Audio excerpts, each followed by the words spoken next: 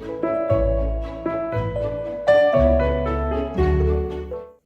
guys, it's Kate. Welcome back to The Real American Housewife. As you could probably guess from what I'm wearing and sitting on my yoga mat, today's topic is all about women's wellness.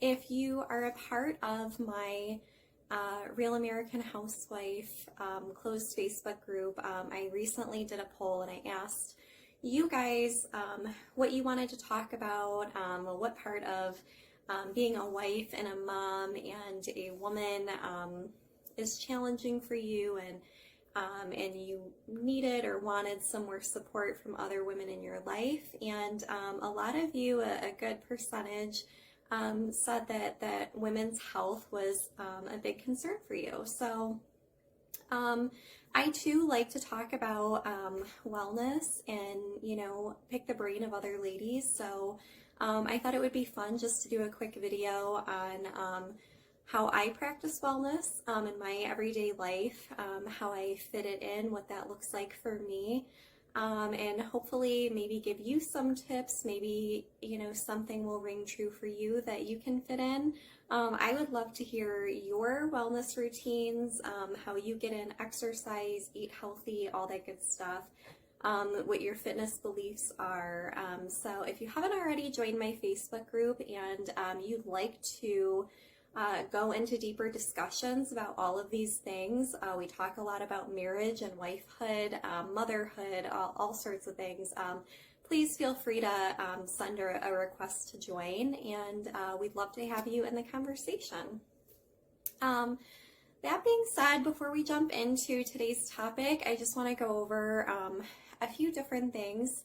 The first is I am not a doctor. I am not a fitness coach, wellness coach. I have no credentials whatsoever in health and wellness. I am just a woman trying to live healthy for my family. So,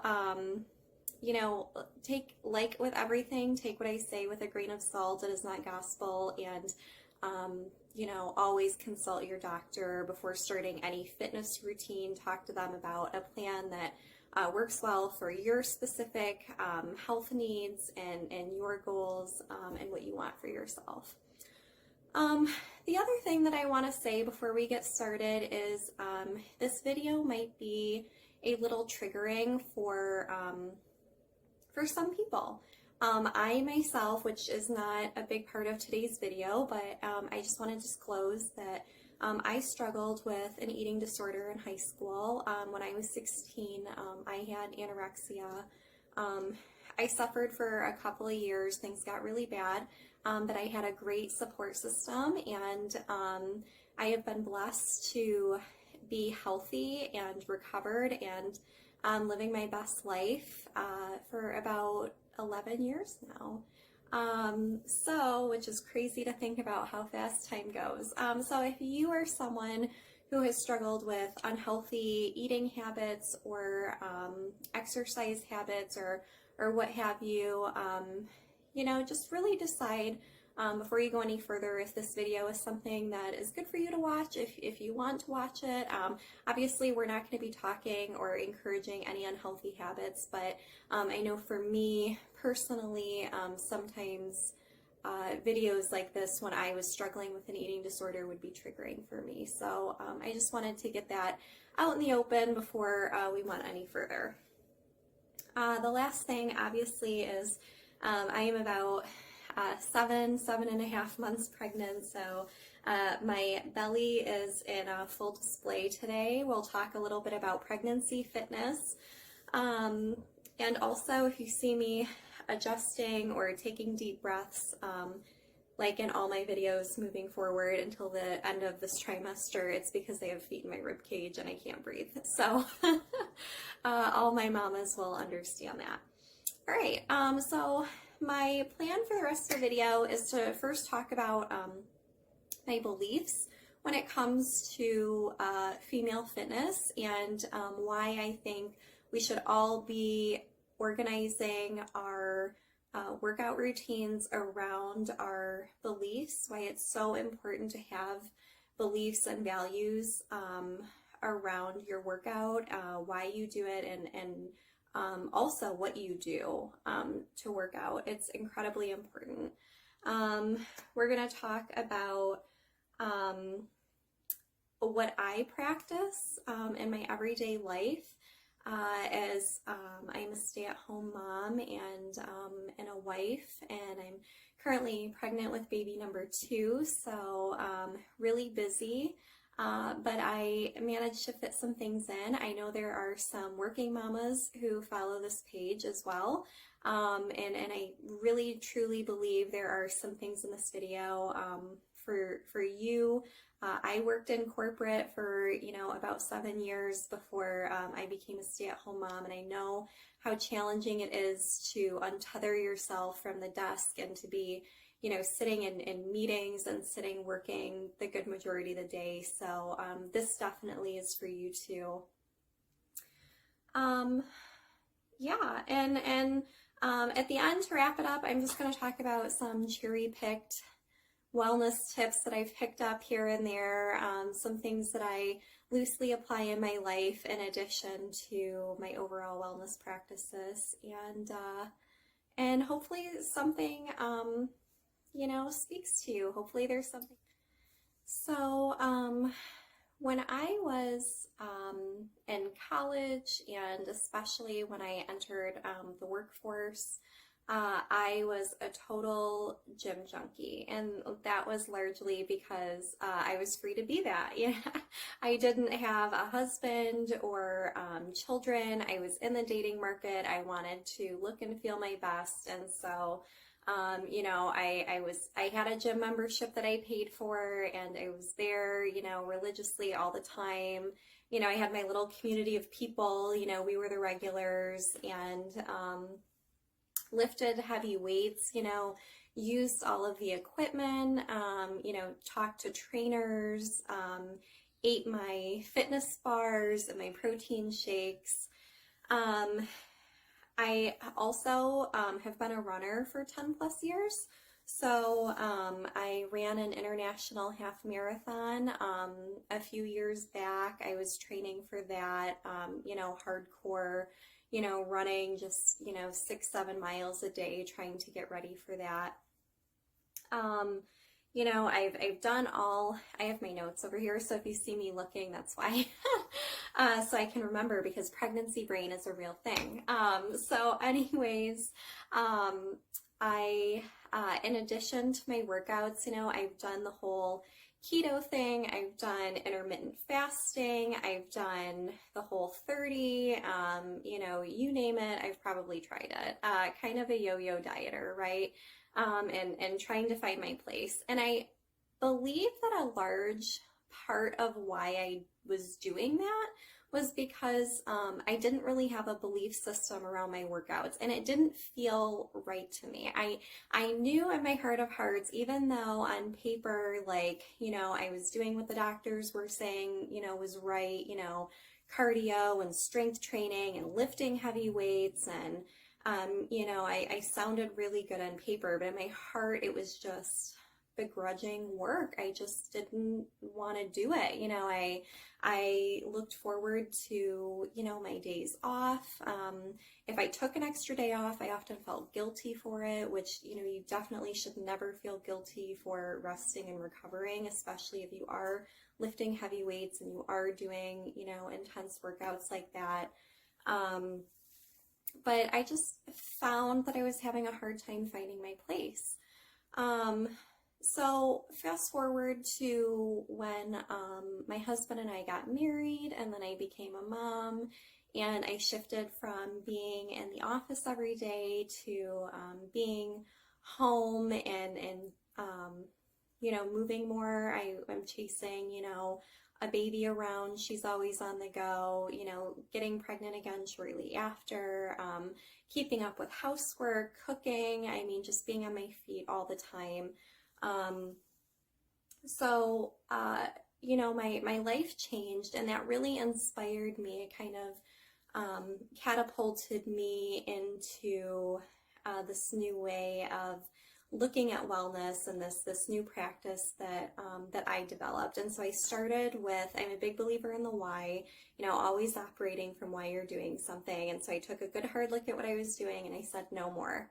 I have a daughter watching me, who is going to grow up and develop her own wellness habits. And I want those to be as healthy as possible. I don't want her to work out because she feels like she has to. I want her to do it because it makes her feel good. She comes out of it rejuvenated, and she's able to live, a healthy quality life because of it. That's what I want for her. And so I decided that that's what I needed to model, and that's what I wanted for me. So that's kind of how all of this started. That was my journey from where I used to be to where I am now. Like most people, I stumbled into this. I didn't just wake up one day and decide that, this was going to be, my wellness journey. I feel like you really do have to stumble for a while and try a few different things before you say, hey, this works for me and my life. And I've been saying wellness routine because I used to really be into the physical side of fitness. Lifting heavy weights was important to me because I wanted that certain percentage of lean muscle mass, right? I was always very critical of like how big my thighs were and what my measurements were and the number on the scale on, any given day. I was very meticulous around all of that. And so I was focused, I was really zeroed in on the physical aspect, and now I don't have time for that, and most women don't. I don't have time to target my certain body parts and, do all the things that I used to do when I was, single and childless. So I developed more of a holistic approach to just being healthy. And I know that a lot of moms out there just want the same thing. They just want to be healthy for their kids, to keep up with their kids, something that they can squeeze into their busy routine with, work and home life and, all the demands that, all the directions that we're pulled in every single day. And finding time for structured, organized fitness can often be difficult. And so I just want to release you from that pressure. Give yourself permission to think differently about your wellness. Yes, there is still some structured fitness involved in what I do, but you'll see that I do a more holistic approach. And again, I'm not saying that this is for everyone. I encourage you to talk to your doctor and find a plan that works for you. Please don't take what I'm saying as like gospel or saying everyone should do this, but I hope it just inspires you to, research and find a whole approach to healthy living that works well for your needs. All right, so now that I kind of told you my beliefs with my fitness, I kind of want to transition a little bit more into what I do now. And I will say, if you follow my Facebook page or you've read some of my blogs on my website, you probably know femininity and, just feeling really rooted and grounded in my womanhood is really important to me. And so that's a value that I operate my wellness routine from, or I started to recently, as I said. And so that's what kind of encouraged me to look into Pilates. And that's why I have my yoga mat here. I used to do it in my basement because that's where all of our fitness stuff is. My husband has weights down there. The floor is harder, so you could, throw weighted balls against the floor or whatever you want to do. But I work out in the morning. And I love morning. I love watching the sun come up, especially in the fall and in the winter when it's very quiet and very still. So I move my Pilates mat into somewhere that's more enjoyable for me. That way I'm not only I'm walking away refreshed, not just my body, but also my spirit and my mind. I don't feel gypped by working out because I have to be in the basement. I feel excited to do it, and so that's a big part of it. So I have shied away from lifting heavy weights and hardcore strength training and conditioning my body because it didn't make me feel good. My body just felt very weighed down afterward. I just felt like I got hit by a bus. I didn't feel good.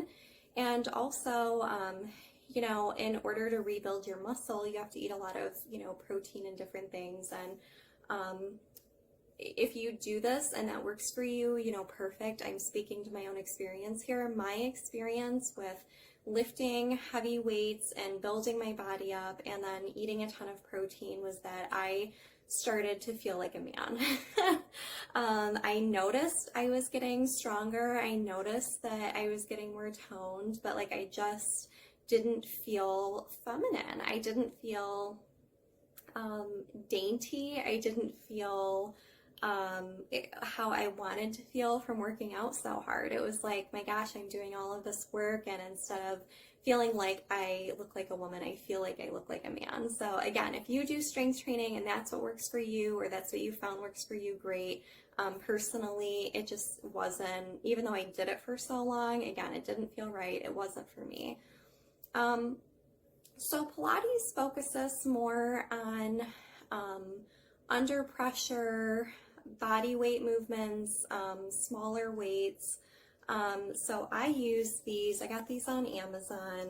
I can link them if you're interested, or send me a message, but they're just 1 pound each, handheld weights. I cuff them around my hands like this a lot. In Pilates, for our arm workouts, I strap them around my ankles, for like weighted leg and glute workouts. And that's it. That's all my equipment. A yoga mat and these, 1 pound ankle and wrist weights is all I use. And it's really worked for me. I don't have as much muscle as I did when I was strength training, but I feel more feminine. I have enough to feel toned. And when I am done with my Pilates workouts, which are usually 20 minutes, maybe 15, I just feel better. I feel rejuvenated. My body feels good from some natural movement. It's low impact. So I just feel better. Pilates is something that feels right for me. So that's where I get my strength training in from. My cardio, I've kind of stuck to my running. I love to run. I just do. It makes me feel good. It helps me sweat and get my cardio in. It's natural to me, which is kind of the biggest reason I do it. Running just feels natural. I can plug my headphones in and just go. I just need a pair of sneakers. If it's, a cool, brisk fall day, love to go for a run through the park with all the foliage. For winter, or right now when pregnant and I can't run more than 10 minutes without having to use the bathroom. I stick to my treadmill downstairs. You can do inclines if that works for you. I don't do an incline. I just do level surface, and I run, and that's my cardio. And I contemplated letting you guys know how long I run for, my mileage and my time and all that stuff, but that's not the goal of this video. So I'm not going to do that, because where you are in your fitness journey and what you decide to do, if you decide to give running or jogging a go, I don't want anyone comparing themselves to me. I've been running for 10 plus years. Where I am now as a runner when I'm pregnant is much different from where I am as a runner when I'm not pregnant. So you should start your cardio journey or your fitness journey or your running journey where you are and progress at a level that feels good for you. So I'm not going to get into my numbers or tell you how much I run. I'm just telling you that my my physical fitness consists of Pilates and running. That's it. And yeah, so I do want to talk a little bit about running when you're pregnant. Again, especially when you're pregnant, talk to your doctor. Please don't take what I say and grab a pair of shoes and start running if you're pregnant, especially if you haven't been a runner. Talk to your doctor and figure out a plan that works for you. Everyone, especially pregnant women, should do what is right for them. What is right for me is because I'm a conditioned runner and it makes me feel good and I enjoy it. It gives me that endorphin boost. It's my personal time to just get my stress out. I have continued running, and my doctors have said, if you feel good, keep doing it, keep doing what you're doing. As long as you feel good, if it's not causing you problems, do it. So a lot of people say, they choose not to run when they're pregnant. That's totally fine. They choose to walk. Some people give in the towel around the 3rd trimester. I don't run for physical fitness. I mean, I do obviously for cardio, but mostly I run because it helps me combat my stress. And so when, I'm pregnant and I'm, in the 3rd trimester, and so I'm starting to nest and I want my nursery ready and I'm trying to envision what our life is going to look like with, two under 2 running around and, helping my daughter, reach her milestones and all the demands of everyday life. Running just helps me. It's good for my mental health. And so that's why I do it. I ran all through my first pregnancy as well. If that doesn't work for you, don't do it. Don't feel like you have to do it, especially when you're pregnant. Do what feels good for you. And I will say that pregnancy is a great time to reevaluate your fitness routine. I always kind of see it as an opportunity to be my healthiest self. No cocktails, that eliminates, no glass of red wine every night. So that is eliminating some calories and sugar in my diet. And I want to be healthy for the little one that I'm growing inside of me. So I always kind of see it as a time to be super healthy and be good to myself and do things that make me feel good, and not to pressure myself, not to push myself to do things that don't make me feel good or that might, I might screw up and hurt myself or what have you. So be kind to yourself, pregnant and not pregnant. Be kind to yourself, especially when you're pregnant, though. Find what works for you. The last thing I wanted to touch upon, the whole workout thing is the importance of sweat. I'm kind of addicted to sweating, not in like an unhealthy way, but I do love to work up a good sweat. It makes me feel so good I don't know if it's the release of, toxins in my body or, if I'm just combating cortisol or what it is, but I love to sweat. I think that it's so important to sweat most days of the week. Again, I'm not going to give you a number of how many days you should be working out or how many days, I work out or how many days I sweat or what have you, but I have found that sweating to me is the key to both my mental and my physical health. Obviously I sweat when I run. Sometimes the Pilates classes that I do get really intense, so I will say I've worked up a sweat doing that. Stairs. I know I have friends who go to a park near our house that has like a huge flight of stairs, and they love to just put their headphones in and they walk up and down the stairs, and they are just, covered in sweat when they come out. Another great thing, if you're not into a bunch of cardio, or you're just looking to sweat, once a week or what have you, if sweat is not a priority for you, my husband and I, obviously not when you're pregnant, you should not do this when you're pregnant, I do not, but when I am not pregnant, there is a place by our house where you can go in and use a sauna for an hour. You can bring your own music, you can, I think up to like 4 people are allowed in the sauna. My husband and I use it as some time away. Go sit in your bathing suit, listen to some music, catch up with each other and chat. and 1 hour in the sauna works up a sweat. If you're just looking for something light to drain your body of those toxins, let go of some water weight, what have you, look into some sauna options by you. When I am not pregnant, look forward to doing that again. I will say I don't do that all the time. I know it's not good for you to do that all the time, but maybe for us, like once a month or once, every other week or once every 3 weeks. It's a very sporadic thing that we treat ourselves to. So that's also a great option. But like I said, the key, I think, to me feeling better and rejuvenated and to being my best self as a mom and a wife is to make sure that I sweat.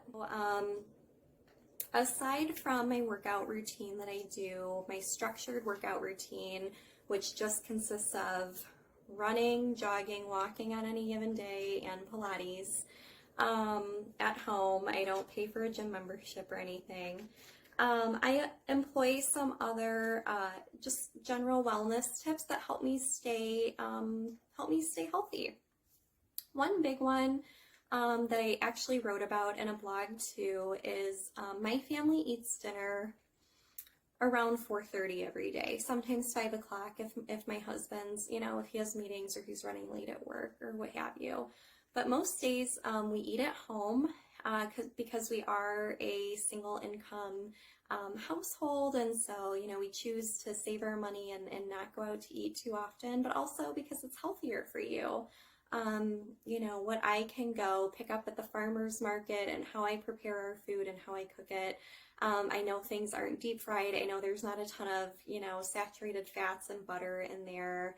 I know portion control, how much I'm serving on my own plate, which is a big thing. So I encourage you, if you don't eat at home, maybe if you can't eat dinner together, try eating breakfast together or a bigger lunch together. But having structured meals done at home is a big factor, I believe, and and just feeling good and fueling your body, knowing what you're putting into it. But back to what I was saying originally about eating dinner at 4:30, 5 o'clock. We eat at 4:30, 5 o'clock. My mamas out there know we scarf down our food because then otherwise we're not going to get a hot meal because our kids need us and our kids want our food. So we're done eating around 5:15ish, 5:30, and then I personally, on most days, am done eating for the night. We have a fairly early dinner and then I'm done eating. And so this kind of, I guess some people could argue it's intermittent fasting, but I'm not rigid about only eating within certain hours or not eating after certain hours. I just say dinner is my last meal of the day on most nights, and then I'm done. Of course, I still, if we're at a party, I might nosh on some desserts or, what have you. But my everyday, my daily is that I don't eat after dinner.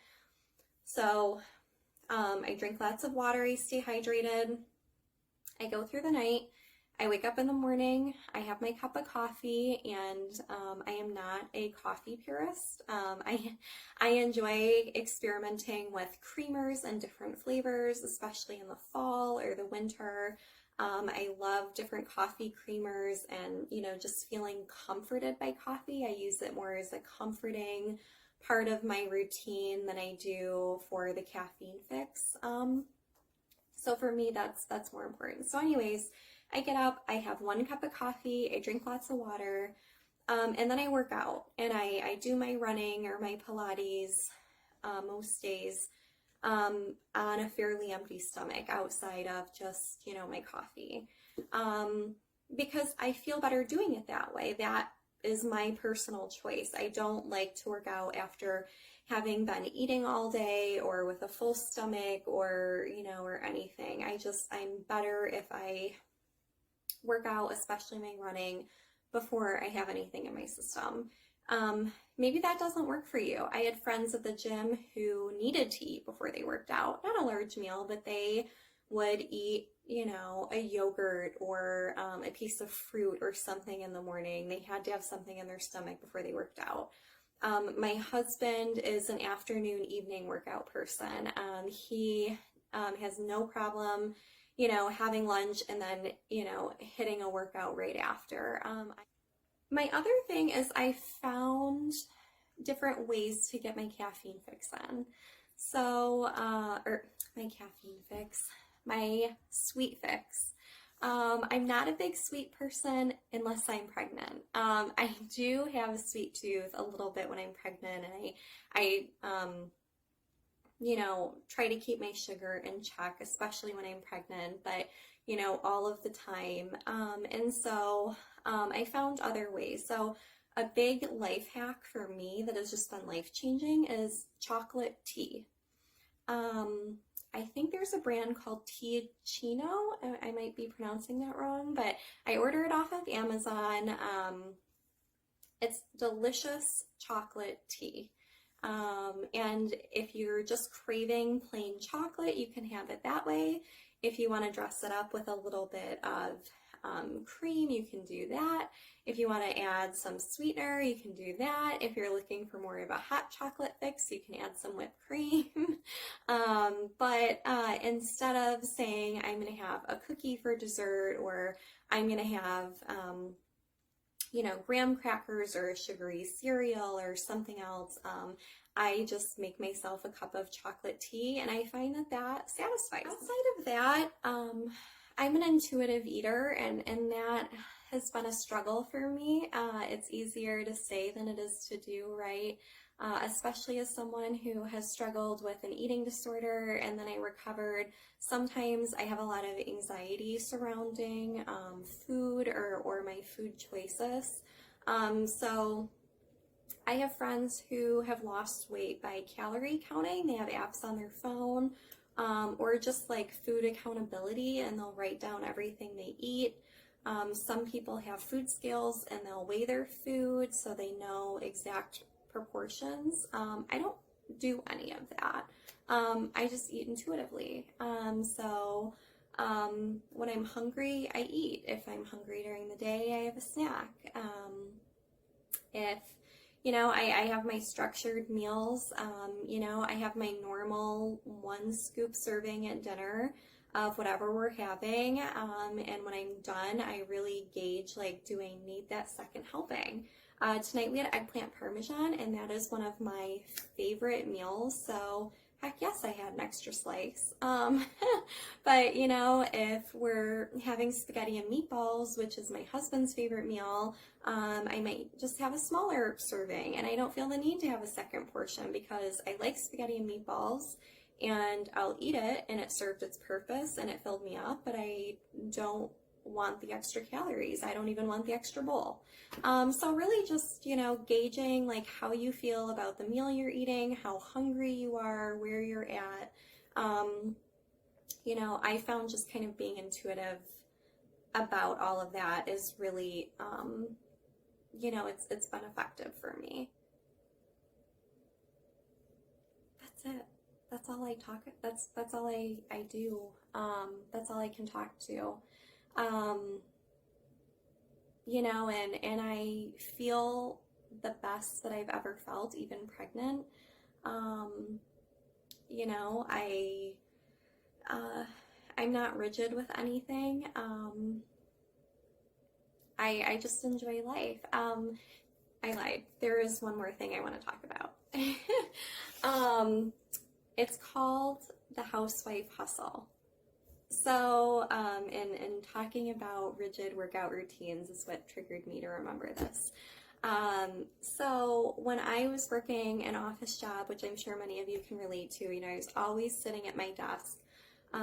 And so just toward like the end of my,